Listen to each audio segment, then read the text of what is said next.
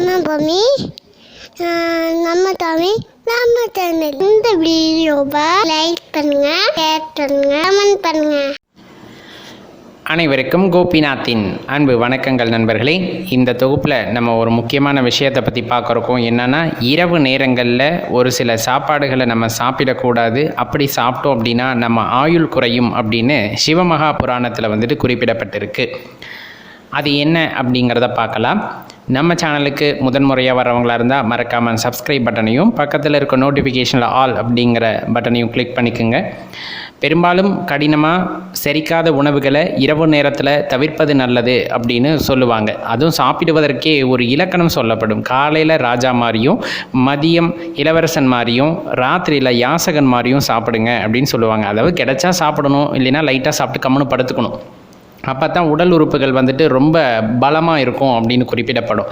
கடினமான உணவுகளை சாப்பிடும்போது இரவில் செரிமான கோளாறுகள் ஏற்படும் அப்படிங்கிறது நமக்கே தெரிஞ்சது தான். சரி, இரவில் என்ன உணவை சாப்பிடக்கூடாது, சாப்பிட்டா ஆயுள் குறையும்னு பார்த்தா தயிர் சாதத்தை அதாவது தயிர் எண்ணத்தை உட்கொள்வது மிகவும் தவறு அப்படின்னு சிவமகா புராணம் குறிப்பிடுது.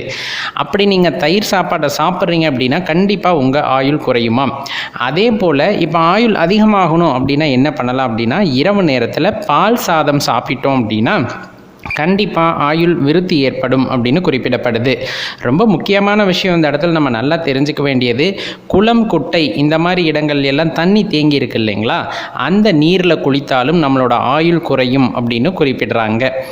அப்போ ஆயுள் அதிகரிக்கிறதுக்கு அருவி, ஆறு இது போல் ஓடுகின்ற நீரில் குளிக்கும் போது நமக்கு ஆயுள் விருத்தி ஏற்படும் அப்படின்னு குறிப்பிடப்படுது.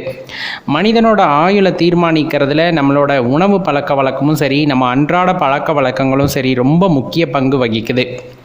இது நம்ம சாஸ்திரங்களில் மிகவும் முக்கியமாக குறிப்பிடப்பட்டிருக்கு. இப்போ நம்ம சொன்னது எல்லாமே பார்த்திங்கன்னா சிவமகா புராணத்தில் குறிப்பிடப்பட்டிருக்கு. இனிமேல் இரவு நேரங்களில் தயிர் எண்ணெய் புசிப்பதை தவிர்த்துக்கிறது ரொம்பவே நல்லது. உங்கள் ஆரோக்கியத்தில் அது மிக முக்கியமான இடத்தை பிடிக்கும் அப்படிங்கிறத மறந்துட வேண்டாம். இந்த பதிவை உங்கள் நண்பர்களோடையும் பகிர்ந்துக்குங்க. நன்றி, வணக்கம். நம்ம சேனலோட முந்தைய பதிவுகளை பார்க்குறதுக்கு கீழே வீடியோ டிஸ்கிரிப்ஷனில் அதற்கான லிங்க் எல்லாம் கொடுத்துருக்கோம், போய் பார்த்து மகிழுங்கள்.